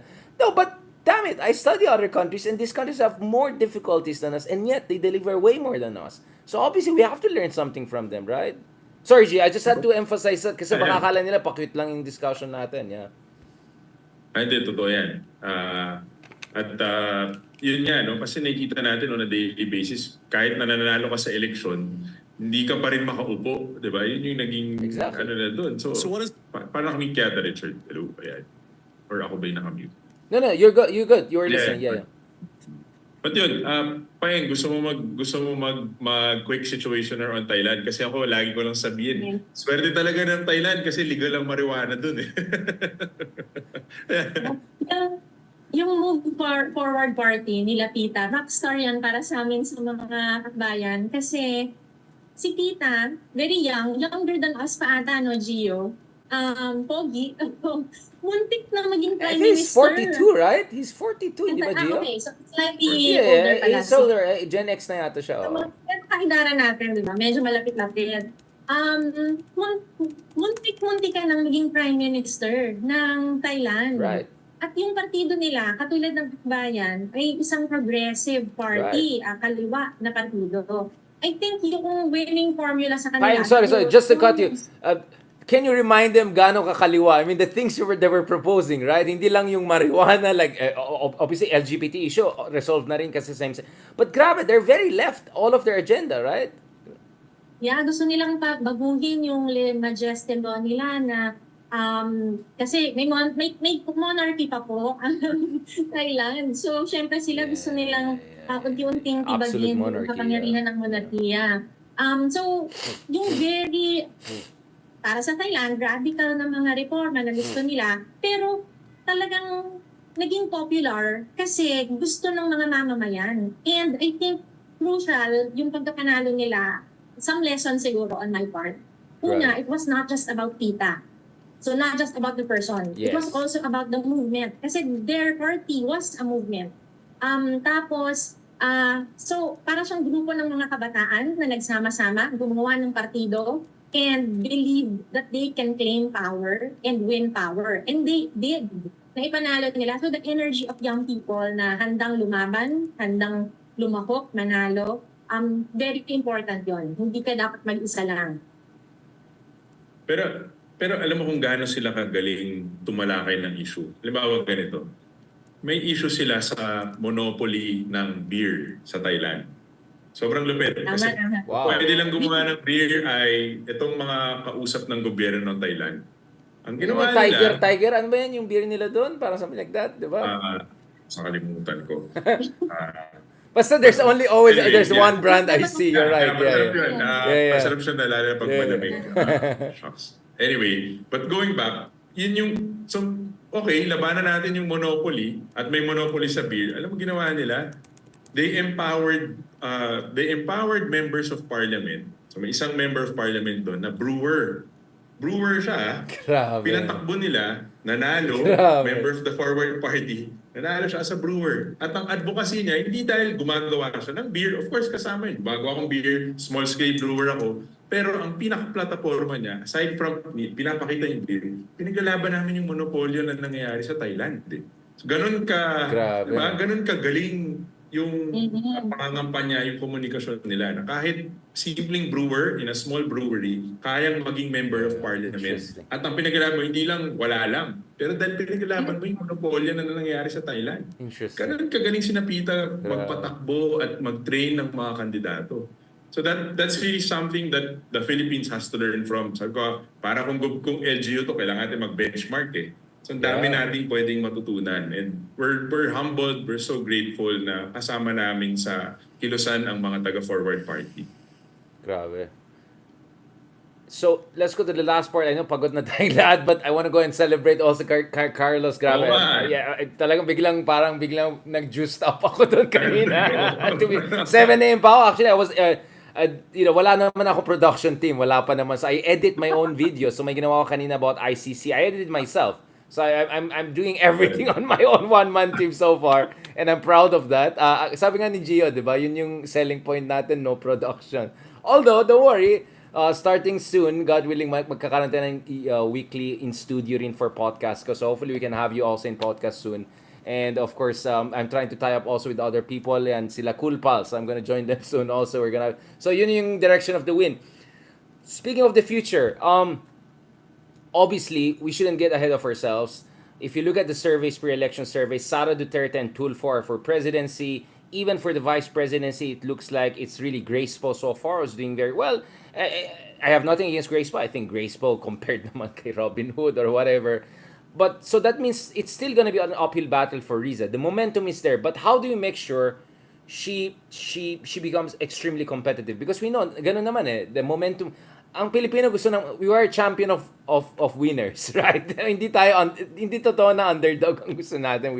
We are champion of the strong, right? So what are the challenges ahead, Pat? Ano bang dapat i-tweak at improve? Para naman constructive in discussion, hindi tayo purong clapping ourselves. I think we have to be realistic. The battle is really tough. It's an uphill battle in the coming years. So ano yung mga kailangan pa natin improvements and tweaking na sa tingin nyo kailangan gawin? And also, how can other people help also for this movement to gain momentum? Because that's how the move forward, those kind of parties work. Is also based on voluntarism, especially from middle class and aspirational middle class people. Maybe Paying first, and then, yeah. Okay. Ang sinasabi lagi sa amin ni Gio this past days, yung how do we create a runway para talagang when we're ready, kung sino man yung cast of characters sa 2028, we're ready to take flight. And yung flight na yun, I hope to be one that's really aiming high and close to our targets. At may mga elements nga yung runway na yun. And I think one of those, syempre galing kami sa isang partido, ay how do we make Akbayan a formidable political vehicle going to 2028. Kasama dyan yung pagbubukas ng pinto ng Akbayan. We're offering our party as a vehicle for those na gustong tumakbo, gustong manalo sa iba't ibang level ng paggogobyerno, sa national man o hanggang sa local, para maipakita na merong isang partido na talagang tumitindig para sa ordinaryong mamamayan at kayang ipanalo yung mga laban natin. So that's important that we leapfrog as a political party and again, provide talagang viable alternative center ng power na kayang tapatan yung mga trapo parties. Pero kasama nun, hindi lang sa gobyerno, yung movement sa labas. Mahalagang palakasin pa rin yung social movements. Kasi importante na as we create the vehicle, or sabihin natin kasi naglayag tayo, yung inspired by the West Philippine Sea Mission, kung meron kang ship na naglalayag, you need to make sure that there's a strong wave and a strong wind to carry you forward. And that's the social movement. And that's your voters really wanting change. And we have to create that push and that momentum as well. Was jumping from Paing. And ako, masaya ako parang as I ended my term as chairperson of the party and rogue element. Rogue element na ba ako parang si Ronald Llamas kaya pwede na ako magsalita. Kasi yung rogue, ikaw yung yung mga yung mga matanda na elder statesman. Diba? Elder statesman. Kaya ako nagmamamuti ng buhok Emeritus. Let loose na tayo. Babalikan ko yung runway na bubuuin natin. We need to start in 2025. Mahaba pa kung sino magpe-presidente sa 2028. Pero in 2025, napakahalaga.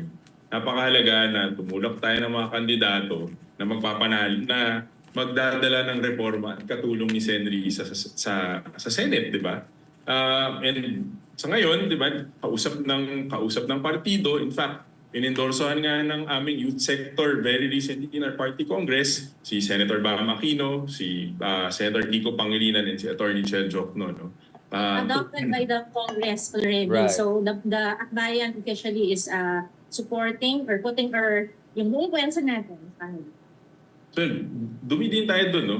Knowing and saying na kailangan ng katulong ni Senator Risa sa Senado. And tingin ng partido, tingin ni Sen. Risa, sila yung magdadala sa atin at tutulong sa atin dun sa mga reforma na yun. Pangalawa, paano yung mga local government officials? Walang kahit anong gawaing party life na walang local government officials na progresibo, nagdadala ng mga tamang programa at tamang gawain, no? Na magiging bahagi ng aming party.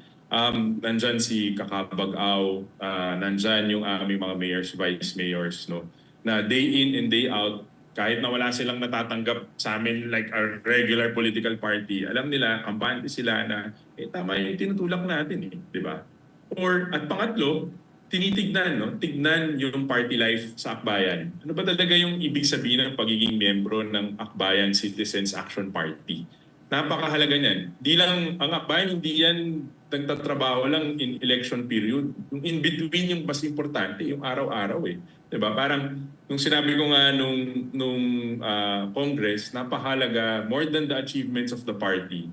I think what is important are the relationships that we have in our party or our party life. Kasi tingin ko, ultimately, our relationships are more important than any accomplishment. At bakit ko laging sinasabi sa mga tao yun? Because I know that even if the party demands that we accomplish such great things in our lifetime, but when we strive for excellence in our relationships, yung day-to-day, the Right. accomplishments will come eh. Kung mabuti yung pakikisama yung party life mo, these accomplishments will come. So, ako, yun, tatlong malaking aspeto in building that runway for 2028. And yung strategy, yung tactics, madali yan. Sa dami ng kampanya na nasalian ko at naging bahagi ako, nag-decision, I think madaling buuin yan eh. As long as we build that runway early on. And we'll do this, di ba? We'll do this. Wow, ang dami ko bang gustong tanungin sa inyo about tactics and strategy and all of that. Sorry, I get geeky over that, but I know both of you guys must be very tired. Talagang back-to-back days, ang dami nangyari. But I think this is also kind of a testament to people na how passionate we are about, a movement for change for the Philippines. Na lumalaban pa rin tayo para sa ating bansa. And I think this is the animating force that keeps us awake and a little bit alert as far as I know. Yes, I mean, as a wise man said, diba? The pessimism of the intellect, the optimism of the will. But in this sense, even my intellect is slightly more optimistic than usual. So if politics is the art of the possible, now a progressive change is more than possible. It's perhaps even probable, fingers crossed. But again, it doesn't come on its own, diba? You have to bend the arc of history towards positive change. So you could see, nakita niyo, tatlong taong na-quote ko and then na-paraphrase ko silang lahat. So I'm just flexing. Abangan nila yung progressive wave. Yeah, we have to work on that. Thank you so much, Paeng and Gio. I hope this is just the beginning of more conversations like this. For a conspiracy of reasons, we were not able to have this conversation earlier. Kaya bumawi ako, kaya 2 hours na tayo. But don't worry, next time, i-Joe Rogan na natin ng 4 hours ito. So bring everything you need. Let's do it in studio para talagang we can break down everything that is necessary. I'm seeing a lot of comments here. Obviously, a lot also about Carlos Yulo winning the gold, but also a lot of people who are very inspired by your interventions and discussions, and very much looking forward to what you're doing and your fight. Hindi natin na pag-usapan yung atin ito, West Philippine Sea, but that's precisely why hopefully we can catch up in the near future. Mabuhay po kayo, mabuhay ang Pilipinas. Maraming salamat, Paeng. Maraming salamat, Gio. Thank you so much and have a good evening. God bless. Thank you po. All right, guys. Wow, this is it. Wow, this is it. Pansit. Every time nag-live tayo, parang bigla may tayo.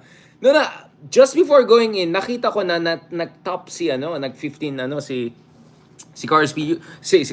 Carlos P. Roman. Si Yulo, but I didn't know that was it na pala, no? Grabe, wow. Meron na siyang BGC condo. Yan, talagang. Meron na siyang BGC condo. Kay Consunji ba yan? Anyway, I'm sure yan. Maging milyonaryo na, dollars na yan. I'm sure si Ramon I'm sure lahat na yan, maglalabas na sila, guys. I'm really, really proud of this because, ang hirap ng gymnastics eh. Grabe yung mga kalaban niya. Nakita niyo yung mga heights, yung physicalities. So I'm just so proud. Ang hirap ng gymnastics eh. Again, no, I'm not trying to downplay ibang sports. Mahirap lahat ng sports, pero grabe yung gymnastics. So, wow, he won gold, guys. And so let's hope na dun kay EJ also, hopefully we can at least have a medal, if not go for 2 gold. So now, officially, we're ranked. We're number 32 in the world. And I think, are we the only? I think we're also the only ASEAN country with a gold so far. So wow, this is big. So salamat, Carlos. Naalala ko pa yung mga DDS, but never mind. This is, move on na tayo. Alright. No, congratulations to Carlos. Congratulations to the Philippines. And I hope this will continue to be an inspiration for the Filipino people. I hope yung mga pera na binibigay nila sa gold medalist, I hope ganun din yung pera ilalagay nila sa mga hindi pa naging gold medalist. Kailangan natin mag-invest in the next generation. And I hope Carlos will train also the next generation na susunod sa kanya para tuloy-tuloy ito. I'm just so ecstatic. I was really worried na wala tayong mapanalo forget about gold. I was worried baka wala pa tayong mapanalong any, kasi yung isa sa magaling natin boxer, di ba, na-eliminate na. So actually I was a bit medyo ninervyoso na ako. Kaya nagpapatawa na lang ako na yung picture nung yung police na gano'n, yun na lang padala natin next time, di ba? So wow, this is crazy. Again, no surprise, Carlos is fantastic, but this is gold, guys. This is gymnastics. Wow. Wow, talagang never underestimate the Filipino people. Against all odds pa yan. But as I said again, hopefully, hindi lang yung mga gold medalists ang binibigyan ng pera, at I hope binibigyan din ng resources talaga ng, ang dami natin mga oligarchs, billion-billion ng mga extra money nila. Baka naman, pwede nila ilagay yan sa mga academy. Diba? Para ma-train natin yung next generation of gymnastics. So wow. Guys, gymnastics is really something, honestly.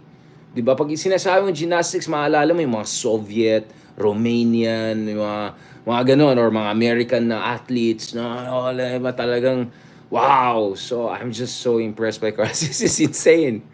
This is insane. So magre-research pa ako about this. Wow, good vibes yun Sobrang good vibes yun. So, as I said, never underestimate the Filipino people. And imagine, if we do well, if tuloy-tulong lang yan, bakit tayo number 32? Dapat top 10 pa tayo in the world, right? I think we definitely have it in us. But this is a very good start. This is very good vibes. And hoping for one more gold at least, at the very least. I think may dalawa pa tayo na very good chance na Pero may ibang pa sa gymnastics, di ba? May iba pang may isa pang event, may isa pang finals yata si Carlos. Let me update on that. I don't want to say something stupid, but I'm sorry. I'm just so excited and I'm so proud. And I hope swerte-swerte na yan, dire-diretso na yan, makadalawang gold tayo at least and one silver. I'm hoping for that para once again matop natin ang ASEAN. Alright? At the very least. And top 30 tayo sana. At the very least, top 30 tayo. Thank you so much. God bless. Ayan, kung may 0.6% tayo kaya nun, ayan naman, 32 ang magic number natin. But guys, if we win one more gold, top 16 na tayo na to. Alright, top 16 na tayo. So, that would be great. On that note, thank you very much. Mabuhay po kayo, mabuhay ang Pilipinas, mabuhay si Carlos, mabuhay yung coaches niya, mabuhay lahat ng mga tao na nag-contribute dito. And tuloy-tuloy lang, never give up on the Filipino people. You never know, they'll surprise you in the best way possible. Alright, yun lang, keep that in mind. God bless. Thank you so much also dun sa mga stickers, stars, comments, and suggestions, and also your very positive comments also dito sa discussion namin kanina. Nakikita niyo talaga pagod din kaming lahat, but go lang kami. We're so inspired. And also, I'm also inspired by the content of our discussion, if ever you bother to also listen. Thank you very much. God bless.